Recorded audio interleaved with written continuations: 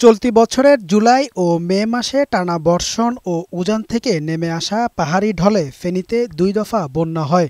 এ সময় পানির তোড়ে মুহুরী, কহুয়া ও সিলোনিয়া নদীর নিয়ন্ত্রণ বাঁধের ৪১টি পয়েন্টে তীব্র ভাঙন দেখা দেয়।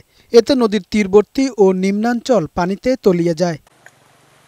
বন্যায় বসতভিটা হারিয়ে নিঃস্ব হয়ে পড়ে কয়েক লাখ মানুষ। বন্যার্ত এলাকায় দেখা দেয় খাদ্য ও বিশুদ্ধ পানির সংকট। এছাড়া ফসলি জমি, মাছের ঘের, সড়কসহ বিভিন্ন স্থাপনা নষ্ট হয়ে কয়েক কোটি টাকা ক্ষতি হয়। স্থানীয়দের অভিযোগ, টেকসই বাঁধ নির্মাণে বিভিন্ন সময়ে প্রশাসনের তরফ থেকে আশ্বাস দেয়া হলেও তা বাস্তবায়ন করা হয়নি।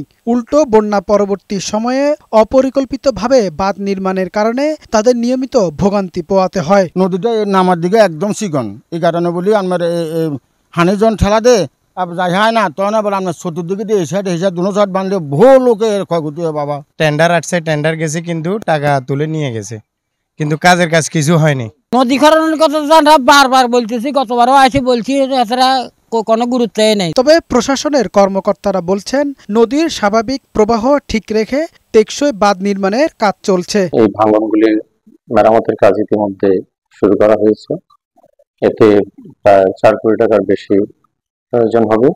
আমরা অলমোস্ট সবগুলোতে ঠিকাদার নিয়োগ করছি, অনেকগুলোতে কাজ চলমান আছে। নদীর যে স্বাভাবিক যে প্রবাহ, এর যে বাধাগুলো আছে, যেগুলো বিভিন্ন রকমের যে প্রশস্ততা কমে গেছে এবং অন্যান্য দখল বেদখলের যে বাধাগুলো, এগুলো অপসারণ করে যদি বাঁধটা যদি টেকসইভাবে যদি একটু সলিডভাবে যদি করা যায়, তাহলে আমার মনে হয় যে মানুষ উপকৃত হবে। টেকসই বাঁধ নির্মাণ করে বন্যার প্রকোপ রোধে প্রশাসন কার্যকর ব্যবস্থা নেবে, এমনটাই প্রত্যাশা ফেনীবাসীর।